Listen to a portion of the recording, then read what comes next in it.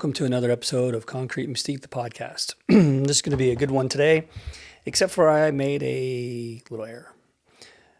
I was downloading the files, tried to put them in my computer, and next thing I know, those files are gone. I have the audio, I don't have the video, and so I have to say first and foremost, sorry, Ryan Samford.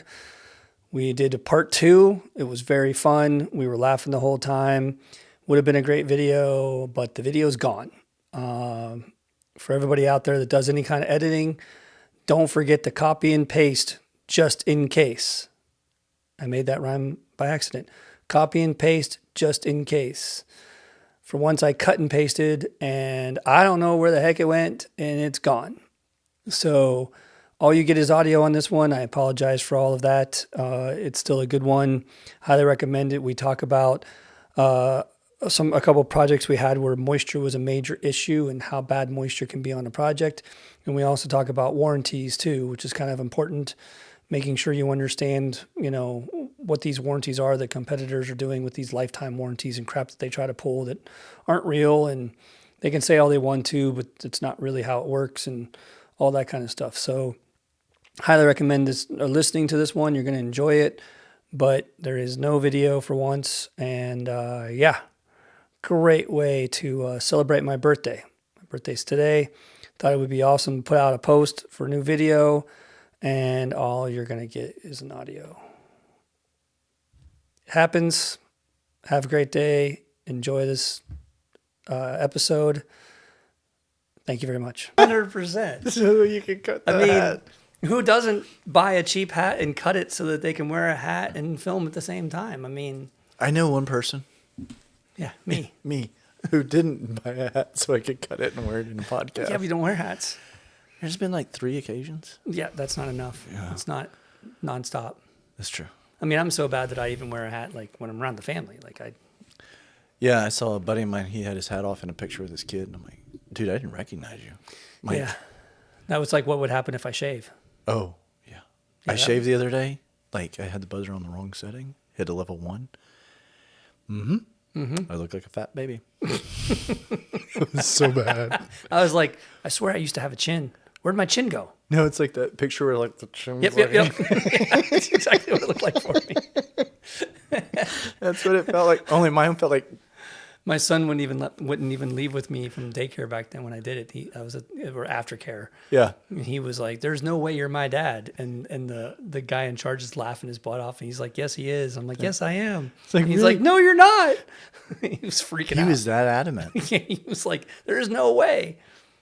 That's pretty funny. It was very funny. We were laughing so hard. This is different. Oh yeah, you haven't seen the new table. Last time I had the weird like lip thing. In fact, I don't even know if it's been filmed yet. I did a filming of the. I remember you filming of it, but I don't think I've actually used it in a podcast yet because I've been doing everything online. Yeah. Well, at least there's no beer that was poured into it or anything like that one video. Do you remember seeing that video online where the guys walk around like pouring beer into the floor while these guys are working? No, I just remember you drinking a beer and spraying a floor. And then I said, "Smells like rotten eggs." No, you said, "Smells like rotten eggs." We were so messed up that night. Those fumes and the smells. If anybody needs to know, first and foremost, there's a reason why they make respirators. And when we say respirators, we don't mean the stupid N95s that everybody think is a respirator thanks to COVID. We mean the true chemical respirator. Like carbons. Yeah. If you don't wear those, you have no idea what's going to happen. Rick, grab me the stain. So I got something funny for you here. A guy gave this to me in Vegas this year. You brought it all the way back without breaking it. Impressive. I know. I was really shocked too. It says, "After I'm gone, we will all be out of legends." Wow. We will be all out of legends. And that's meaning that when the wine's gone, the stories stop, or talking about you personally? I would assume it's me personally. I'm going to stroke that ego and say it's about me. You? It's always about me. I know. Your humility is appalling. This whole show's about me. It's my name. Your humility is so amazing. Yeah. If I had any more humility, this would be boring. Just true. because I don't think I could carry it by myself. I can talk to myself for hours, but I'm the only one listening. I don't know if anybody that shows up on the show could carry it without me because of that. Well, I'm glad you're humble. I think there's a couple people that could. Maybe. I mean, you've got some pretty interesting characters that you've interviewed. Yeah. Possibly. Yeah. I mean, you could always go and get old Glitter Pants. He'd talk to himself. Glitter Pants? Lavin. Oh, yeah. Dude, that would be so funny to interview. Hell and no. then like right in the middle it'd be like, and so we're live. Hey. So, hey, what do you think about when you steal someone's images? Yeah, right. But do it like right in the middle of the Well, I got two for you. And we're not going to try to name names like last time, but first and foremost, this individual he's talking about stole a bunch of my images, some of the ones that Ryan worked on with me, and used them for like blogs on his website. So then we met him at Concrete Decor, and we said, this is after we also emailed him. Like, hey, that's true. I mean, we tried. We did try ahead of time, and then when we ran into him, we were like, hey, I'm so-and-so that's been trying to get this done. He's like, I don't know what you're talking about. That's all done in India. I have no control over that. And I'm like, yes, you do. I don't care who you are. You have control over your own social media. But he gave us like a whopping, what was it, like $20 gift card to a $75 gift card to a restaurant. It closed in like a week after or a month No, it after. didn't. Oh. It was open for a while. I never used mine. I never did either. It was kind of an insult, like $75 to shut me up from stealing my images. That's your payback? But we also know other companies have done it without $75. Yes. A lot of companies. Yes. I've tried to even call some, and there was a guy that lives in Gulf Shores that was using one of my images, and I called him up and asked him about it, and he never called back. It's crazy. I left a nice message and was like, hey, I really like this image on your Facebook page. I'd really like something like that. Call me and see if, and never got a call back. I had one I did a bid for years ago, and the person said, we were out in the middle of nowhere, and the lady goes, yeah, I want it to look like this. And so she hands me my picture. I'm like, where'd you get the picture? She goes, the other company brought it. I want something of that quality. And I go, that shouldn't be too hard. She goes, you think you can do that? And I go, yeah, would you like to see the rest of the images from that project? She goes, what do you mean? I'm like, that's my project. She's like, what? I go, you mind giving me the name of that company? I'm going to make a phone call. And I did. I called and I'm like, hey, I appreciate the compliment. The other one that is actually asked to get on the show, and I haven't even replied to him, had the audacity. I was in the middle of a World of Concrete at a party talking to Bob Harris. Came up and literally stepped in front of me to talk to Bob and interrupted our conversation. Didn't say excuse me, didn't introduce himself to me, just wanted to talk to Bob and literally stood in front of me and bumped me out of the way so he could talk to him. So I got ticked off, walked away. His wife watched him do it. I go over and I'm talking to another buddy of mine, and I tell him the story. And the dude walks up to talk to him, says hi to him, still doesn't say hi to me. And the buddy finally goes, hey, by the way, this is Rick Lobdell. And he's like, okay, cool. When we're not being recorded, I would like to know that name. Yes. Yeah. I could probably figure out in a couple contextual I'm positive clues. I already told you who before, but... I could probably figure out a few clues, but... Blues clues. Blues clues. But we won't go into that because we can trash talk companies all day long. We've done this long enough. But, I mean, yeah, that doesn't say anything for our character if we just slam other companies all day long. No, but it is fun. Oh, it's so fun. I mean, I've got a company right now that I'm just really not happy with. Oh, yeah, I know you are. Yeah. We're not bringing that up. Sales rep is great. Sales rep, you know who you are. You're great. If you know, you know. Yeah. People who know me know. Maybe we should call that part 2. If you know, you know. Maybe. Let's see how the rest of the conversation goes. And I know the words not to say. We learned that from the last one you had to edit out. I only edited out a small about. The funny thing about that is you're the first one, but then another buddy of mine that I interviewed was like, you'll cut some of this out. I'm like, I don't cut anything out. Yeah, you cut that one. It was like 4 words. And the funny thing about that weren't even is cuss words. One of my friends was came back to me after that one and was like, there was this weird moment where there's just this break and like all of a sudden like the conversation didn't make any sense. And I'm like, yeah, We won't talk about that. I told him why I cut it out and he started busting up. He's like, okay, never mind. He's going to make a joke. And he's like, no, I see your point. Yeah. There's no turning back on that one. Yeah. There was short-lived. Which, by the way, there is wrestling happening Saturday in Murfreesboro I've heard of that. that I would die to go to, but I can't because I have a pool tournament. Skip pool. I can't. It's a pool tournament. I'm the captain of the You're team. not that important. There you go again, thinking you're all that. Yeah, I know. Your hat barely fits. That's why you had to cut it. Not only why I had to cut it, but my exploding. headphone. Remember, you were just I wearing know. I put your headphones on. I'm like, what Sasquatch was? Can I say Sasquatch? Yes, you can What say Sasquatch Sasquatch. was sitting here? Is it Andre the Giant? Elephantitis of the brain? Yes, all of the above. Okay. So, what do we want to talk about today? Okay. Besides nothing. Well- This feels like a Seinfeld episode. I think every day the two of us is like a Seinfeld episode. Yeah, but my wallet's a lot smaller than Costanza's now. I mean, it's like, I remember when it wasn't. it was like that big. I remember I went to the chiropractor. Like, do you sit funny? I'm like, no, sit on my butt. And they're like, your hips are off. I'm like, oh. They're like, what do you have in your pants? Which sounded a little personal. But I ended up pulling out my wallet, and they're like, oh, can you read any of the pieces of paper? Because I was always taught keep the receipts. They all go in invisible ink. Heat. Yeah, I know. It's invisible ink. And then you it's can't just read heat. anything, but you got a stack of paper folded Yes. over that thick in your pocket. Yes. And you turn them into taxes and go, it's all there. I promise it's all True there. story. True story. I was thinking about talking about a couple of different options. Okay. One is the Delmonico Winery Okay. I remember that one. or Godsey. Which time? That's my point. Okay.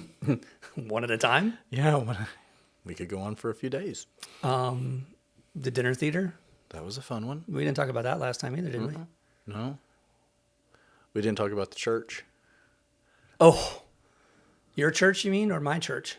My church. I was Did talking you about work your with church, mine? You Bowling didn't work? Green. I was talking about bowling. Oh Green. Or no, I was Louisville or whatever it thinking was. about, was it Pleasant View, Pleasant Hill? Oh God, that one. That's what I thought you meant.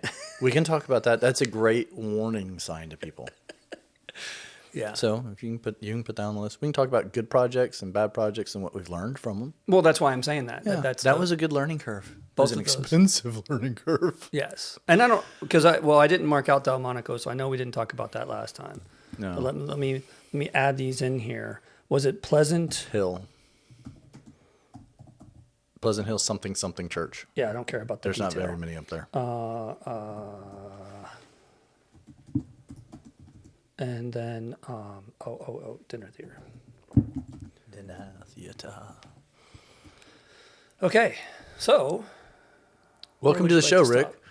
Well, I didn't have to say that because we just started rambling. So I just Yeah, I said- actually didn't know when we were done to start you or know, not. It I've just- thought about that I've done this enough now that it's like sometimes I want to go welcome. Yeah. And then other times it's like, well, if we're Here's already the part rolling two. with it, who cares? Let's just keep on talking. Yeah, we kind of just do that sometimes. Yeah.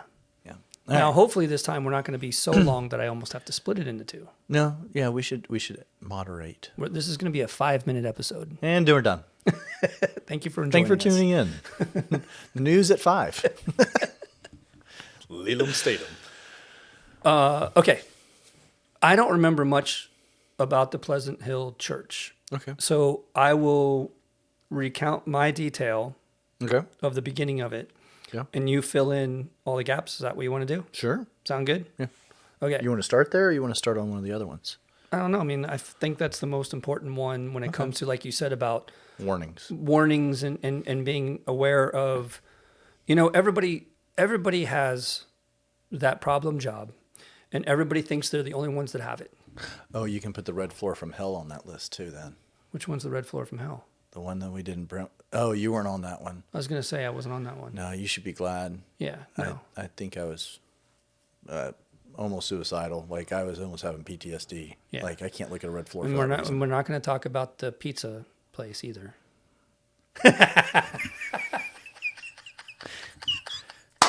For those that are wondering, I I did work at a pizza restaurant, and the guy beat it with a steel pipe and said it didn't hold up to the abuse we're expecting. I said, "Are you the mob?" He said, "Close enough." The architect said, "Remove it."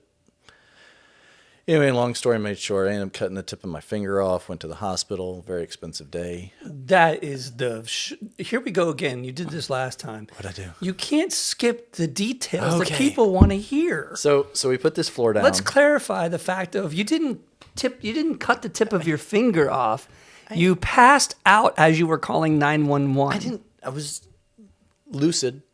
Passed out while calling 911, falling to the floor. I don't remember that part. Maybe that's why. That's what you told me. Okay. As I recount your story. Well, I'm glad you remember that part. Who's going to forget that part? Me. Because I passed out. So we do this floor. The guy beats it with a steel pipe. Oh, God, it was bad. And they said, this doesn't hold up. Remove it. I'm like, we're going to put something else down. So they said they're going to put down tile. I'm like, okay, I got like 90% of it up. Razor blades, scraping it. And then they come in, they're like, that's not good enough. I'm like, for tile it is. They're like, no, we're putting down a better coating than you put down. I'm like, okay. And they said they'd already put a sample down, the other company. The professionals had put a sample down. I'm like, all right. Professionals. Right. So when I found their sample in when I went back to finish scraping, I found their sample and there wasn't much left when I was done being after I started beating on it either. But I was really frustrated. I was trying to switch out a 5-in-1. I took a 5-in-1 and was trying to replace the razor on a razor blade scraper. FYI, used the proper tools to get the proper results. And I was taking that 5-in-1 and I went like this, and I cut about a 1/4 inch off my finger. It was right before the bone. And just in case you think that a blade is dull, it will not cut you very easily. It will cut you quite easily. What I was lucky about was it was a brand new blade that I was trying to tighten down, so I didn't get tendonitis. Or what is it? Lockjaw, whatever, from rusty metal. Tetanus. Tetanus, that's it. It's like tendonitis. What that got to do with your fingertip? Well, yeah, I'm not a doctor, man. Dr. Rick to the rescue. Dr. Rick, I stayed a Holiday Inn Express. So, yeah, I didn't have tetanus, but I cut my finger. I'm like, put my finger in my mouth. My grandfather had always, if he cut something, he always put it in his mouth for some reason because... My dad did that too. That's not a good thing. I know. It's so dirty. Stick it in a dog's mouth. It's cleaner. It's worse. Yeah, that's true. It is yeah. cleaner. Letting the dog lick your finger. And then I looked and I'm like, that's not my finger. That's a hole in my... that's not good. And ended up calling 911. They came and got me. As he's going. Yeah. That's my favorite part. I'm glad you have your favorites. Someone does not like blood, does not like heights, does not like zombie movies, does not like horrors. No, and I'm looking at a thing of blood just shooting. Basically, it was pretty awesome. Shooting. It was gushing. I'm holding it above my head. There was one drop of blood. There was more than one. So then I get to the doctor. And this big dude, he looked like he was supposed to be like a linebacker for You're talking TSU. about the EMTs or at the hospital? No, actually at the hospital, the male nurse. He called an EMT because he cut his fingertip, ladies and germs. I cut it off. I couldn't drive, all right? So... How could you not drive? You just put a piece of... Because it was more than a drop, all right? You just cover it and drive. Just trust me on this. It was going through stuff. No, it's because you're so frightened of blood. It's okay. And you can admit to it. I wasn't thinking straight. I Let hadn't alone eaten your own that day blood. either. I hadn't eaten that day either. Would you have passed out if it was my blood? There's a chance. But I don't know. If we talked about it a lot, I know for a fact that it might bother me because I had a customer that was telling me about him getting a heart valve transplant and heart stuff. And he was describing all of the tubes going up. And I had to pull over to the side of the interstate because I passed out. For the same record, I was doing a condo on the 30-something floor in downtown Nashville, and I sent a picture to him from the deck, and he's like, how dare... He was so mad at me. Yeah. Picture. It wasn't cool. It was way up there. That's why I loved How about it. the Cosmo this year in Vegas? You guys are out there leaning on the bar. I forgot you couldn't even walk out into the deck. Dude, I was forgot having about trouble that. sitting on the couch watching you lean on the freaking wall. It's 60 floors up, and this rail is hitting him mid-stomach. And he's just leaning on it. I'm like, no, I don't trust it. No. It was absolutely fine. Super It was sturdy. not absolutely fine. You put enough drunk people on that. You know where I room. want to take you sometime when we're in Vegas is to the Grand Canyon. There is a sky deck there that's the height. It's taller than the Empire State Building. You know what? Well, And I was terrified walking because it's all glass. I've heard of that. It is terrifying. Yeah. There, I'm right there with you. I could not walk in the middle. Remember when we went to the Rio and oh geez, he worked for Ameripolish. He still works for Ameripolish. I can't remember his name all of a sudden. He's super hyperactive. I remember Rio, but I don't remember Ameripolish there. I only remember Wells. Frank. Excerpt. Yeah. Excerpt. Sorry, Frank. Yeah. Whatever it is, Frank. We love know. you. Listen, so we get to the We Rio. can bring Frank's name up. He's awesome. Yeah, he is. So we get to the Rio, and he's like, yeah, we're supposed to be at the VIP party upstairs. And they're like, what's the name? He's like, Frank. They're like, no, I don't have you on here. He's like, Jim. Do you have a Jim on there? I'm like, no. He just keeps throwing out names. Like, sometimes they call me this or whatever. And then finally they're like, well, do you know who's running? He goes, is Jay on there? And he's like, Jay's the one running this stupid thing. I need to get in touch with him. They're like, no, we don't have. He goes, this is ridiculous. I got an Uber over here. And he's like kind of getting lit with them. And finally, like, sir, we'll take care of it. We'll get you up there. So we're like, okay. So we go up to the VIP, 60th whatever floor. We're walking off the elevator. Escorts are gone. Not escorts. The security that was with us in Vegas. I have to clarify. Quick clarification on Quick that one. clarification. Escorts mean different things in different parts of the country. Especially in Vegas. Especially in Vegas. It was not an escort. It was a security protocol. So they leave. And I look at Frank. I'm like, who are we supposed to talk to? He goes, I don't know. I was just throwing out names till they finally got tired of me asking stuff and let us up. But they have a glass thing in the middle. Remember the glass that you look down like 60 floors or whatever straight down? I had to walk around that. I don't think I went to this party. Oh, you should have. That's my point. I've been waiting to figure out what the hell you're talking about. I did You not still go to don't this know? Party. Who was I there with? It was I've only fun. been to the Rio once with you. That's when we met Wells. And that's when Jay and I got in trouble for taking pictures of the ceiling. Really? Yeah, Jay was taking pictures because of the giant conch shell. Yeah, I know, but so what?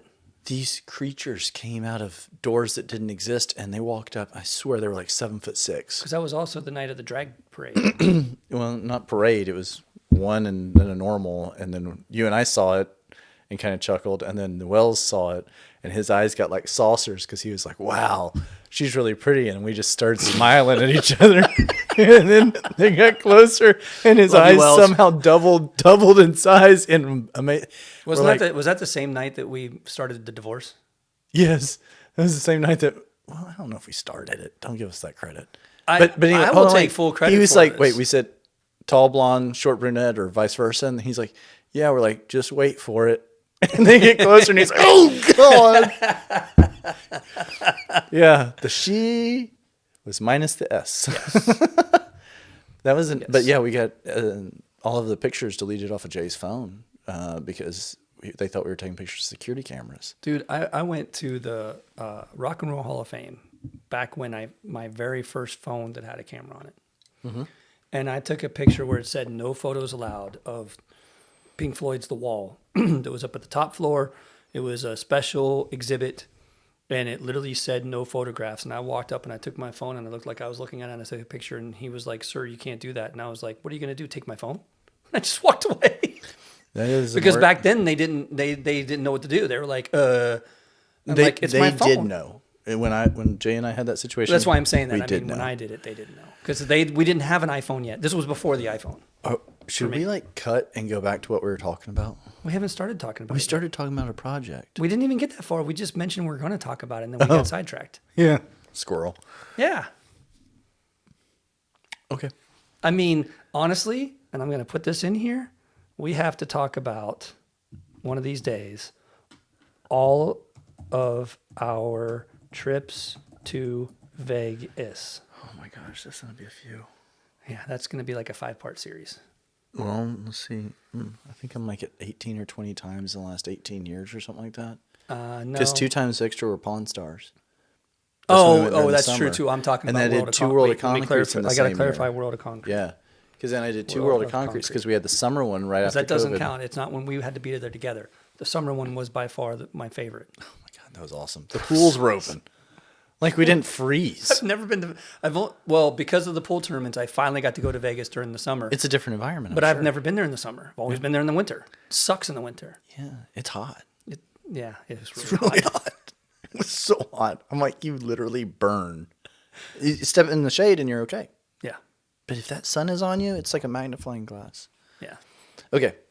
So what were we talking about? The Mount Vernon, Mount Pleasant? Okay, so you want to talk about the Pleasant Hill Church as a starting point? Yeah. Okay. Start So off. Again. Ryan gets this sales call, gets this job opportunity, and it's what, like 2 hours away? Something like that. So it's not one of those ones where you're driving back every single day. Like we went and we stayed there. I brought one of my guys too to help out, and this church was in a valley, wherever it was at. It was actually on top of a hill. But I mean, at its location, it went down in. Yeah, I can see that. And so he knew ahead of time that there was a moisture issue. Did the moisture test. I'm stopping you right now. You didn't even know that? No. I thought we did know that. No. So Not to the extent it was, but you did a vapor barrier, didn't you? I'm positive you did. yeah, but the 'Cause that vapor was the barrier whole was on point. top of the overlay. You're talking about the first time I did it or the second time we did it? The first time. When I was there to do it. I didn't do it the second time with you. Yeah, you did. You came back out the second time because Yeah, but I was there the first time and did the design work. right, but I you didn't had have to fix it the second time, did I? yeah, you had to come back out because the first time they removed. Okay, all scratch the this conversation. We don't know anything about this project. apparently. I'm glad I started So it. we had a guy go in there and grind all the glue off from the carpet. They had to re-pour certain slab areas. So we did that. We overlaid it. We put down a primer / vapor barrier on top of the overlay because we had to get it consistent. Oh, by the way, not to jump too fast because you're cutting out some details. Okay. FYI, when you are doing an overlay on a large square footage interior and you need to have a water hose because you are using so much water and you are wearing spikes while you are overlaying because you have to stand on the overlay, do not step on the water hose. Now, this sounds like a no-brainer, Like the electrical cord. but guess what I did? So I'm pretty sure I was the one that did that. It was either me or Cameron. I thought I did. Some of that. I blocked some of it out. That's my point to this comment. Yeah. Like I block certain things, you block certain things. Yeah, I'm glad we're together. Yeah. Yeah. Together again. Do. And so literally I all of a sudden, not only is the water hose stuck to me, but water is shooting everywhere. And so I'm like, kicking my foot trying to get it off of me because I can't. I don't. You panic. You panic. It's like Godsey. I was just gonna say that. We'll get to that story. We'll save that for that story. We'll get to that story. I thought about that a couple of times through this conversation, and I almost brought it up too. But yes, yes, So yeah, he's running around with a hose stuck to him. yes. So FYI, the problem is that we all go through this. We all wish that we had 15 people at our beckoning call to do everything we're doing so that everybody's watching everybody. But we all don't do that. We do this as minor of a group of people as possible because you get the best profits, you get the best outcome, and you're traveling, so you have all the time in the world to do it anyway. It's not like we are working 9 to 5 when we travel. We're working all hours trying to get this stuff done. Yeah. And I believe it was at that all-hour moment where we were exhausted that I was dumb enough to, I'll rephrase that. I didn't know it was behind me. I was walking backward. Yeah. And no one was watching. And the next thing I know, I got water shooting everywhere. Yeah. And you can't have water shooting everywhere when you're overlaying. You can have Especially in a finished a church. minute amount of water. Yeah, all the walls were done. Flood of water. Yeah, the walls were all up and everything. It wasn't like just an open warehouse or a patio. Nope. It was inside a building. Luckily, it was well water, so it's not like it changed their bill, right? Yeah, that's Lots true. of water. So anyway, we put down this floor, and it looked great. Rick came in, did this amazing design. We feathered in colors. I mean, Is that the time that Cameron stepped in the blue or spilled the blue? maybe I can't remember if that's the first or the second time. it had to have been the first. So my employee... Because Cameron didn't come in a second time. That's what I thought. Okay, Yeah. so one of my favorite moments, shout out to Cameron in case he's ever going to watch these. Talked to him yesterday on I'm the getting phone. him on this podcast soon. I'm working. I'm going to have him and Oliver together. It's going to be epic. Okay.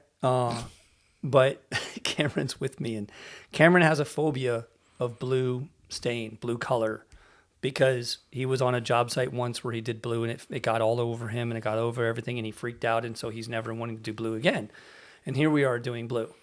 And we're doing like blue and red and brown or whatever. There's like multiple colors Yellows, to this blues, meandering, like greens. almost ribbon looking, twisting kind of thing. Yeah. And so I mask everything off with carpet film. And then you cut out the section you want to stain. You pull the carpet film, you stain that area, and then you go on to the next one. Well, when you pull carpet film, it's got a tackiness to the bottom of it. So you pull it off and you put it in a pile. And we didn't wrap it up. You know, again, you're kind of rushing. You're kind of not really thinking big picture because I'm a very clean, very precise, very careful person. I don't have these problems. But I don't think about the people around me that might have these problems, and let alone the blue. So I'm staining blue, and there's a blue cup on top of the masking film, and he steps on the film that has been turned over, and it gets stuck on his foot. And if you ever seen a video or have you ever seen a cat that has something stuck on their paw, they freak the F out. He did the exact same thing and went running, screaming, trying to get it off of him, spilled the blue all over the place, freaked out because blue was all over the place. And I'm just going, just stop moving. Just stop moving. I can fix this if you would just stop. And he's like, get it off, get it off, get it off, like freaking out. Where was I? I would have thought I would remember this. Well, there was multiple rooms you could have been off on the other side. That's true. You know. Yeah, that was what, You 5,000? at one point, didn't you have to drive back to get more material? Maybe it was at that point. I don't Maybe know. it was like 5,000 something square foot. It was a big project. Yeah, and yeah. So we do this crazy design. We code it. Everybody's happy. I get a call maybe 2 months later, 3 months later. It wasn't long. No. And they're saying that they're seeing it's lifting. I'm like, shouldn't be lifting. That's not what we do. So we finally go out there and I pop one of the bumps and there's water shooting out of it. I'm like, okay, cool. Let's see what else, I'm like, all right, let's see how bad it is. I think we wait another month because we were still waiting on some results. I did moisture. We did calcium chloride test because RH testing really wasn't a big thing. Well, and the other thing to that point too is this is out of our wheelhouse. As much as we, even at that point, we had the egos that we knew everything. These are those moments when you find out you know nothing. Yeah. And really, because the church is breathing down our throats trying to figure out what's going on, and we're stumbling trying to figure it out. We're thinking we have answers, and we were wrong multiple times trying to figure it out. Well, if I remember. Come to find out, the church, the plastic that had been under the original slab had deteriorated, and we found pictures where they had done digging when they were filling in the other stuff where you couldn't see any plastic. It was all gone. One of the church members goes, yeah, and it's an older church, and so they take their shoes off. And they're like, yeah, I remember my feet were kind of damp sometimes when I'd be stepping on the carpet. And I'm like, that would have been good to know. Yeah. So it was a 90... what was that thing, like 20 something pounds of pressure, 20 plus it was pounds. over. It was a lot of water coming up. So they said, you're the professional, you should have tested it, and this is on you. So the builder said, we'll pay for the material, you take care of the labor, which still wasn't great. It was good of the contractor though. Yeah. And because they're like, well, we didn't think about it either. And this is an old church with a bunch of family members that are lawyers and everything else, so it's not like we were going to win. So we found out moisture goes up. I know we learned it in like third grade, like rain comes down, goes into the ground, the sun pulls it back up, makes a cloud. Okay, it's a closed loop system, right? But this building was 1,800 foot elevation, and I didn't think anything about it. Okay, well, and to your point, just to clarify what you just said, vapor. Mm-hmm. Not water, vapor. Vapor's a lot smaller. And and we talk about that all the time. That's why we put vapor barriers down. Not water barrier. Not waterproofing, Right. Vapor barrier. There's a huge difference between those two, just to clarify to everybody thinking that you had it right in the first place. Well, and come to find out, through other knowledge that I've been given, is there's no such thing as a vapor barrier. what they do is it allows a certain amount of the size of a perm. So imagine a small grain of rice. It allows that a certain amount of moisture to go through without compromising the surface, but it doesn't technically stop it. It's actually allowing just it to break it down into smaller so they can breathe a little bit.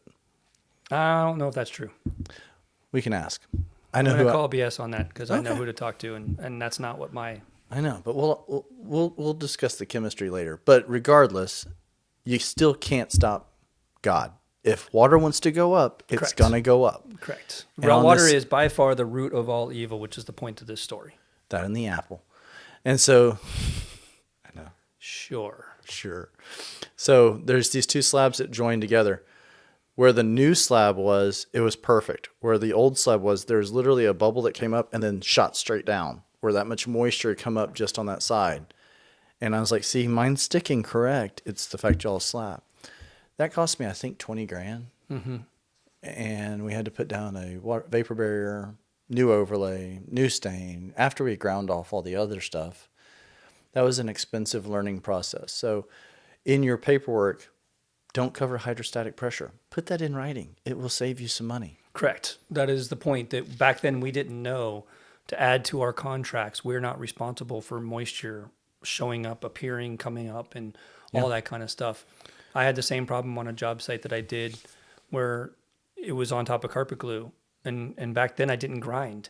No, so I didn't know any it. better. So we just overlaid. And we did multiple jobs and we never had a problem. Yeah. Except for this one. Until you do. And it was moisture. You know, you could pull up a piece of it that bubbled up and it was soaking wet underneath it. And I looked at him and I'm like, I'm not responsible for the concrete. I'm not responsible for the moisture coming out of the concrete. I asked you ahead of time. And so I lost that relationship. I lost a lot from it. And the guy was an amazing person and I hated it.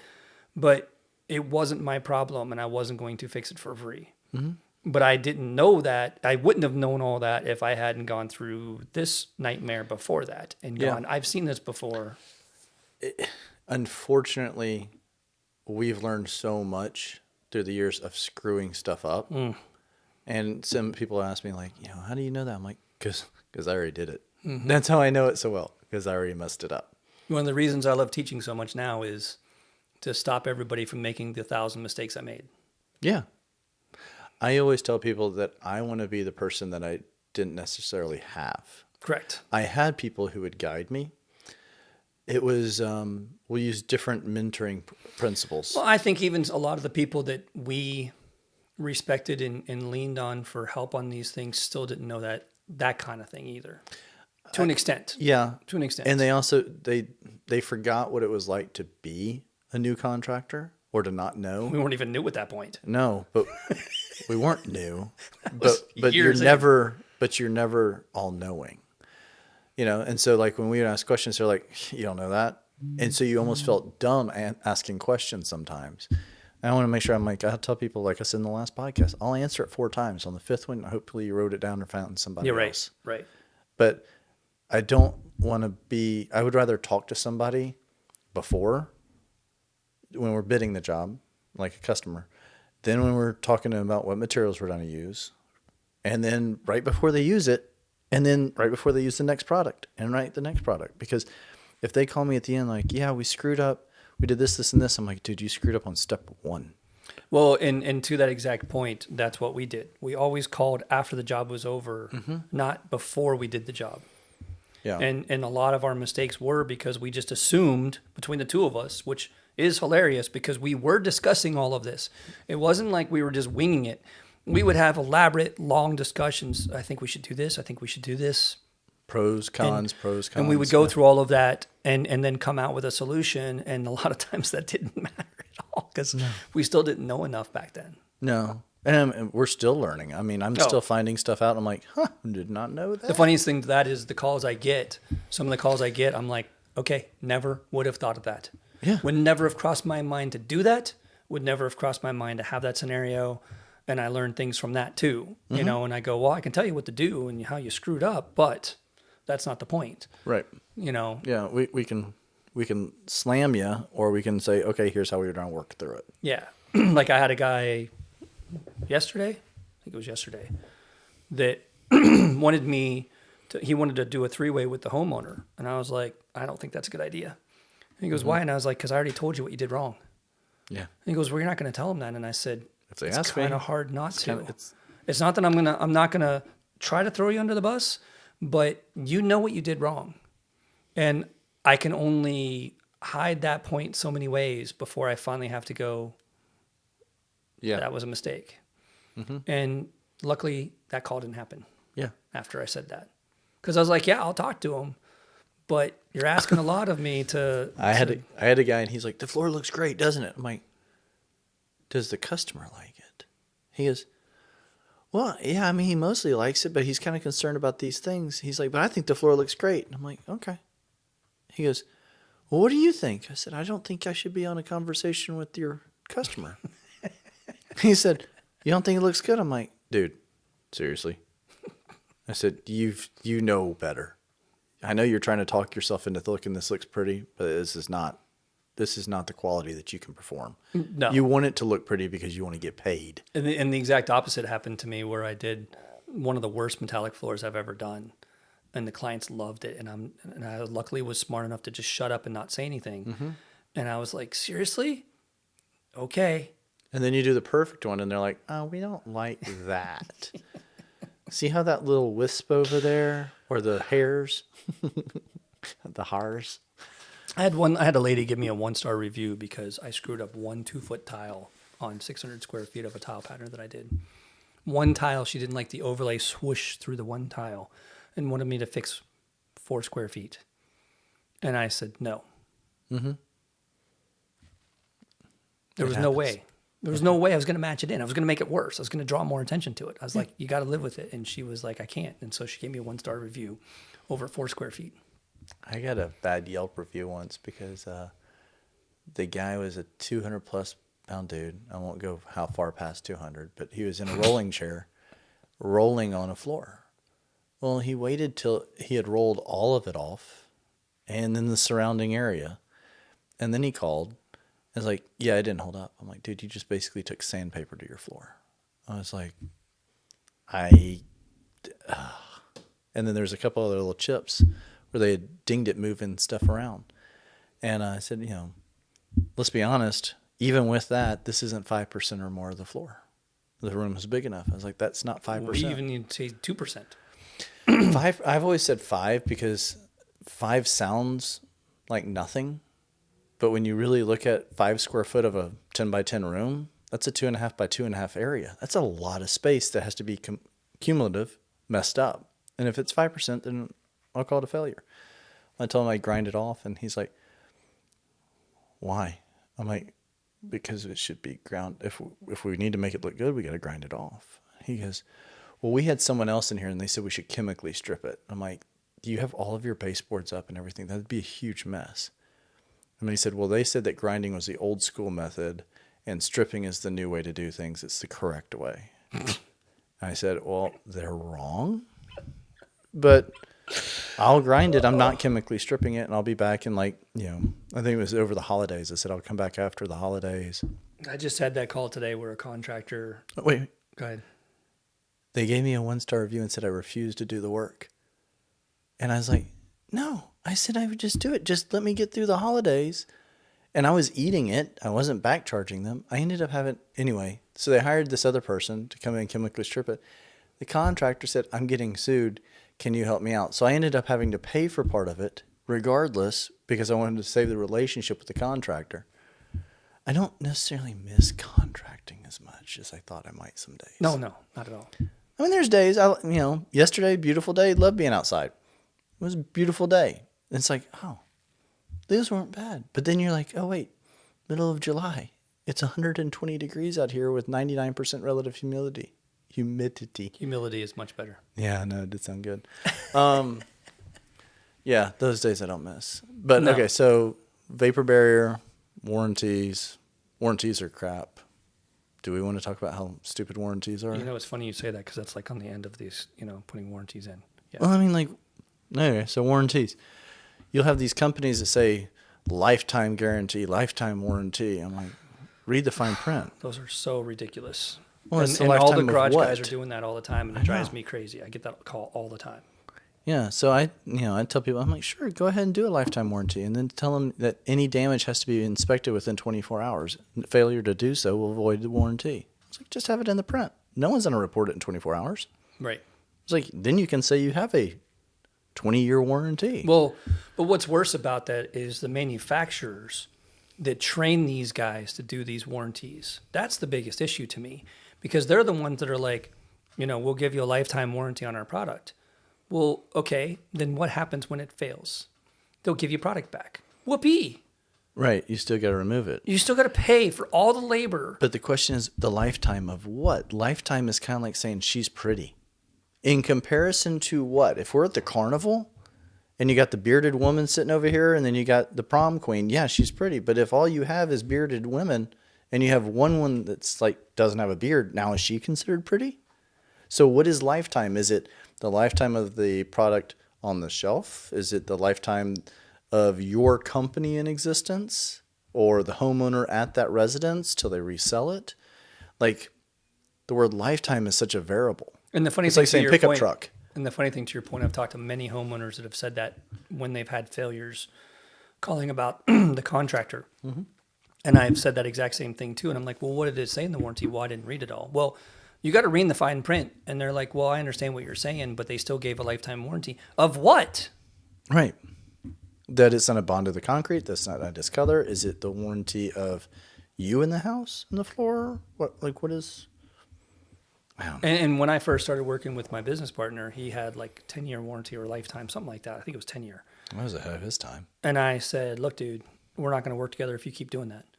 And he's like, what do you mean? And I told him, and he was like, well, but the company that trained me told me to do that. And I'm like, I don't care. We are not in business together if you're going to do that.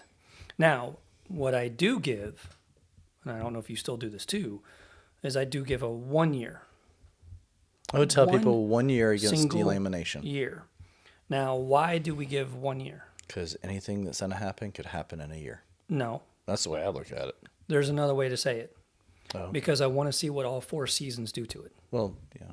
Okay. That is another way of saying it. Yeah. That's the point.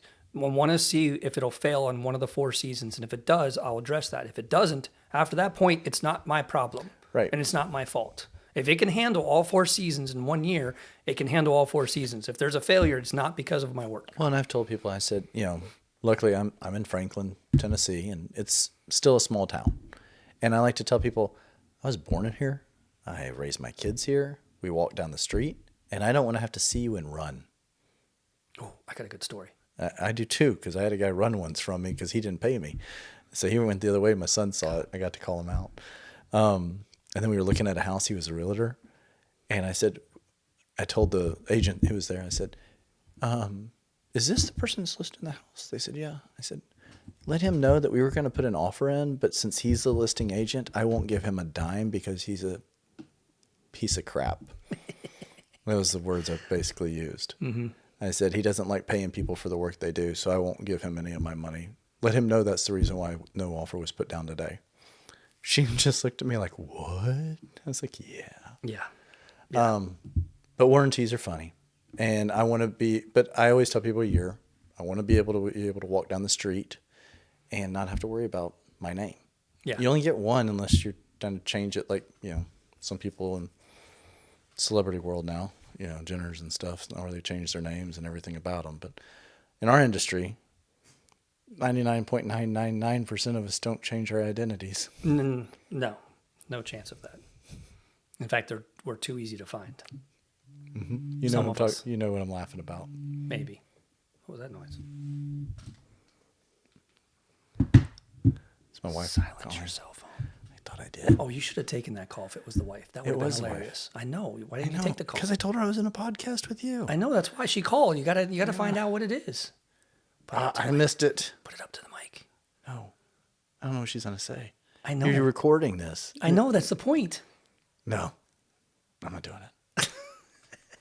She'll probably be annoyed. Let me at least text her and tell her I'll call her right back. You can edit this out. You can't. I'm not going to edit this out. You got to edit this out. Why would I edit this out? This is hilarious. Nah. Call you back. Laura, you called during the podcast knowing we were recording. I hope you listen to this later. and find out that we are talking about you. Love you. Yeah. So, she'll answer. What were we talking about? Podcast? Warranties. People being unscrupulous. Okay. I think we got that clarified. I think we got it clarified. I don't need to talk about Careful people with your who change their warranties. names. Yep. Lifetime warranties are a joke. Period. 100% period. In this industry. And any company that says they warranty their material, in my opinion, is a crock also. Because if a manufacturer backs up and gives you free material for something that happened, to be honest, that's because of their moral compass and ethics. Correct. And knowing the visual, the optics of it if they don't do something. It's not because they have to. Point in case, I have a company that sent me product that their lab even could replicate the error. And their answer is, we have not had anyone else with that problem. You're the only one. Suck it up, buttercup. Which we say all the time too. Yeah. Not in that way. He said pound sand. Basically, he said that is our final answer. We're done with this conversation. And so I said, well, they're out almost $20-something thousand right now because your product didn't do what it said it would do. And as a result, we're not doing any business with that said company anymore. Not we, him. Yeah. Well, we'll see. Yeah. At the moment. Burn too many bridges. That's what happens. You can have the great salesman, and he can be an honest dude, but if at the top of the company, if they're a piece of crap, they're not going to warranty anything. And that's where the problem with some of these big companies is I've got a customer that was doing a project up in Kentucky with a different product line, and they found every reason to throw him under the bus. And they even had a test report come back showing that their product didn't bond to the previous product, and the salesman somehow twisted it so that the installer, was still liable for it. He ate like almost $100,000 on that project because the main company wouldn't do anything and threw him under the bus. I'm like, that's ethics right there. That's awesome. And they're a big name. I mean, it's not a name anyone would know this. It was not Sherwin-Williams. I mean, even to that point when I did the Bridgestone Arena. Oh yeah, you got hosed. Well, but I didn't buy the manufacturer. The manufacturer flat out said, "This is the best floor we've ever seen with our product." Mm-hmm. And the Predators still were like, "It's still his fault," and made me redo 4,000 square feet, 4,500 square feet to prove to them that I was right, and I was. But I still had to waste time doing 4,500 square feet to get paid. Didn't you have an allergic reaction to that coating too? Like your eyes swelled up, or you couldn't see or breathe? No, that happened after that. No, that wasn't a problem then. That was after. I don't remember it that way. Yeah. I remember you saying you were like rolling with your eyes closed. No, I don't think so. Okay. No, that was when I was filming like a garage, a 4-car, three or 4-car garage. Okay. Yeah, that's when that first happened. Okay. Yes. I wasn't there, so I can't say if you're another wrong. day. Yeah, right. Ears hot? Get a little squishy. All right, so warranties, product supplies, manufacturers. Find a company that you can stick with. The biggest thing that everybody needs to remember, and we had to learn this the hard way 1,000 times over. 99% of the time, it is installer error, not manufacturer defect. It's installer error or environment. Well, but that's still installer error. Because they chose to do it. But in our area, it'll pop up rainstorm. Yeah, but that's why an I'm saying environmental. that. But that's why I'm saying that. Like for example, to your point, I was doing the church, the big evangelist church, and I did 4,000 square feet.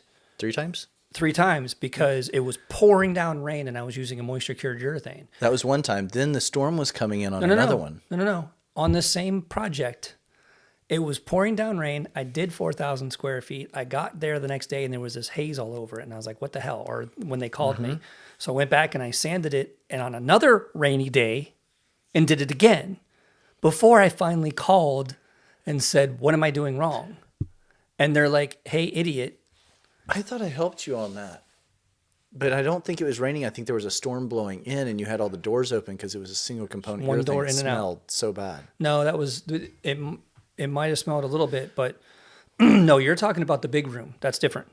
You're talking about the first part, the 11,000 square feet. I went back and did 4,000 more. Oh, okay. Yeah, the 11,000 when I did it with Butler and Brendan and all that. Okay. That's different. That was the one.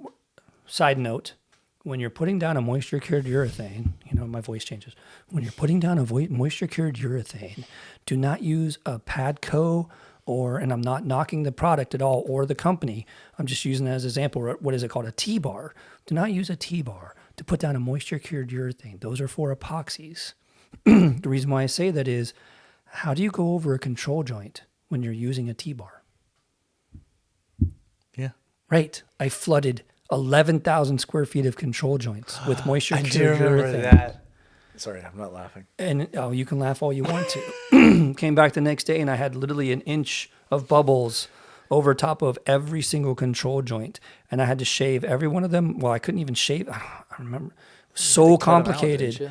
And then I had to cut them all back out. I had to take a saw blade and cut every control joint to clean them all back out before I could sand the floor and recoat it again.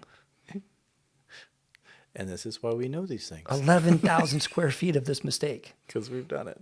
And it was, the funny thing was, and I think it was Brendan's idea, we had gone to Concrete Decor, we had talked to this company, and nothing wrong with it. It's a great product. It's a great, if it even still exists, it's a great idea.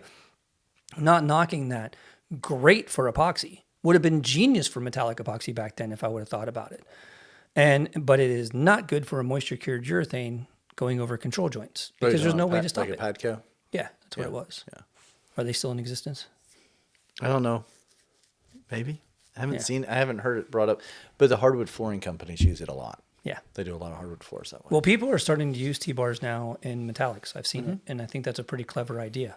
Yeah, I never because thought about it. The dirty pours, that's what people are doing a lot of. The rainbow pukes or whatever you call it. Unicorn puke. Unicorn puke. Or you just dump it all on there and just kind of swirl it around. I'm like, yay, I made art. Today is brought to you by Unicorn Puke. But no, I did another. Crystal might not appreciate us using the unicorn thing with. Isn't she like unicorn epoxy or concrete? Yeah, but it's not unicorn puke. Yeah, it's close. No. Okay. No. We're good. We love you, Crystal. Yeah. But I went back. I did 4,000 square feet, and it hazed like 10 feet into the room. Mm-hmm. So I went back and I sanded it again on the next rainy day, or I think I might even coat it the next day, still pouring down rain. Did it again, came back, and I'm like, what the heck is going on? Called the company, and they're like, dude, it's a moisture cure urethane. What do you think is happening at the door? Like, what are you talking about? Like, just blow, completely clueless. And they're like, it's raining, there's moisture. And I went, you gotta be kidding me. Wait. So I had to go in and sand it on a clean, dry day, and I fixed it. So try this one. Putting down a moisture cure urethane. Had a customer out in Chattanooga or Knoxville. They were near the river. And they were doing a basement, call it 2,000 square foot. And the guy was a chemical paint engineer. Like he was in charge of spraying like the Camaros and like the inside paint jobs and stuff, like precision. He knew everything. He knew the relative humidity. He knew the wind. He knew the barometric pressure. He knew exactly everything. Stupid smart. We were putting down the coatings, and we could get about 100 square foot to look really good. And we're like, okay, we're good. Now, this is when I went up after he's coated it twice. I'm like, dude, you got to be doing something wrong. So we go up, we do like a bathroom. Looks great. Next day, he coats the entire floor, blushes on him again. We can't figure out what's going on. Finally, we figure it out. Yours was too much airflow. His was not enough. So because he had the whole house sealed up, so nothing could get in, nothing could get out. That's a very good point. So it just blushed on him. So we're like, dude, open some windows. He's like, but there's humidity and moisture outside. I'm like, yeah, but it's got to breathe. So we opened some windows and boom, we were good. But yeah, so it's kind of funny, like rain in the forecast is bad for a moisture cure urethane, but you can't have it sealed up. No really ventilation tight. is No just ventilation. as bad. Yeah. Remember when we flew into the Godsey one when we put down the poly and it was supposed to be dry in 6 hours and it was 24 hours later and it still wasn't dry because we had the house so sealed up. Yeah. Yeah. That was better than the moth. Yeah. Again, Another stories. we're not going to go to there today. That's too good of an epic moment too. But to your same point too, you're right, because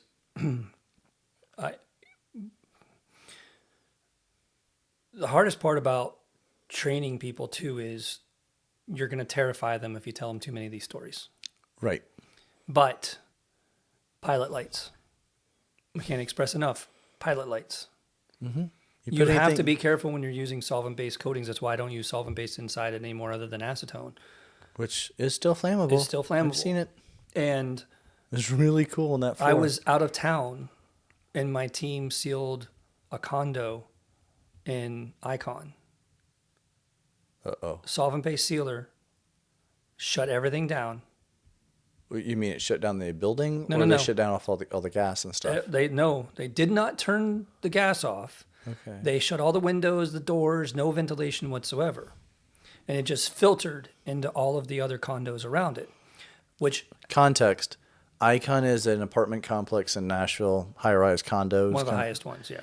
And what would you say the average one is, what, $700,000 for a one-bedroom? I don't know, because at that time it wasn't anywhere near that. Yeah. But I mean, like, Which same, we thought it was same still clientele. Yes. But I'm guessing it's no less than $700 for a single bedroom. And the thing about this, to preemptively talk about this place, is when they built the place, they acid stained and sealed every single floor. And, really bad. And they did that early on. Well, actually, it wasn't really bad. It was just, that the sealer didn't bond to it. The stain looked great. Right. But the sealer didn't bond to it. So we would go, and we utilized this during the economy tank as a way to make money by waxing these floors a lot. And it really did help subsidize some of what we needed during that time. Mm-hmm. But then after that, there was a point where I finally was like, take my name off the list and stopped answering the phone because I didn't need it anymore.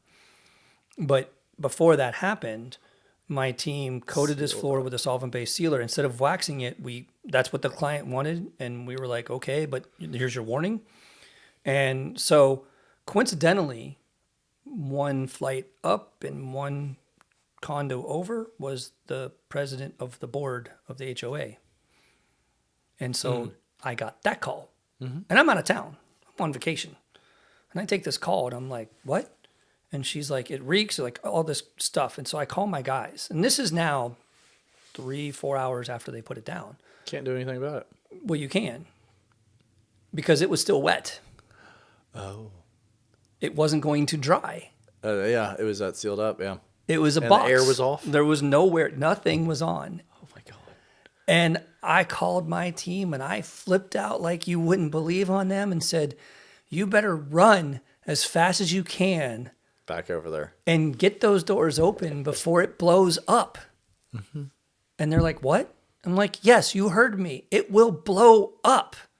Yeah. Not just that we just lost the contract for that whole building just now by the president of HOA. We also have to save that building right now. Mm-hmm. So they had to run over there, open the doors, open the windows, Yeah, if I remember, the doors are not, it's a high rise. Yeah, it's not like you can open the outside doors. No. By going outside. They had to put cleats on. Yeah. And walk over to open the sliding glass door. Like Mission Impossible. Right. Jump down the sides. Yeah. Put your suction cups. I can see Cameron or whatever. Brendan. Well, the dancers probably could have found a way, but yeah.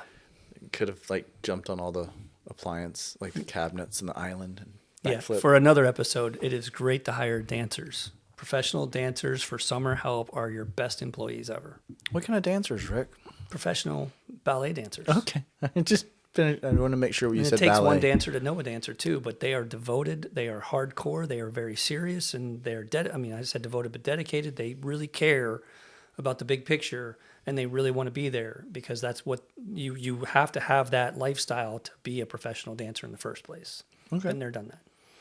That's probably not in most people's hiring circle because there's probably not a professional ballet in most people's towns.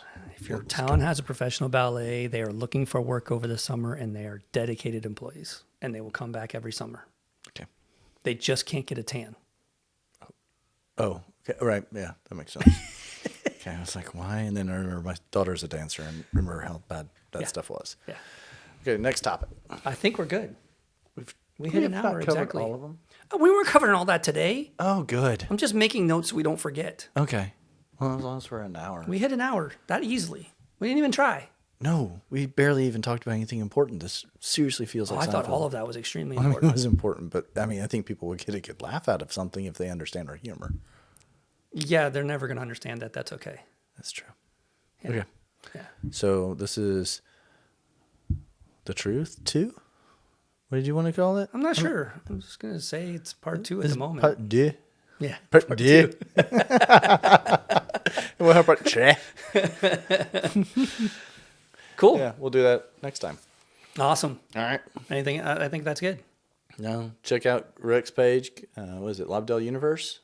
Is that the one? Or which one for your art and stuff like that? What, lobdelluniverse.com? Like, Yeah, I mean, that's to see some my cool paintings? stuff. Yeah. And then You're advertising my paintings on a concrete show? How many concrete guys care about art? well, they need to know you think outside the box. I mean, for the record, Okay. Your Oldwin Concrete Mystique. That was cool I stuff. love taking people to art museums from the concrete industry. Oh, I know. And, 90% of the time I'm taking the wife first, and then they go back and talk to the husband and drag them out. And they're all like, I don't really care about art. And then they go out and they love it, and then they come too. So, Rick has a different background. yeah. Yeah, but you probably picked up on that. So. Yeah, I don't really fit into this industry at all. Yeah. Or most industries. Yeah. Or most things. Rick will probably post our links on the page on the thing. I'll try to. Yeah. Maybe my links. I don't know about yours. I would really appreciate it. It'd be kind of sweet. It'd be nice of you. Real be nice. All right, everybody. Thank you for joining us. See you guys. Don't Next have time. too much fun without us, and you have a good day.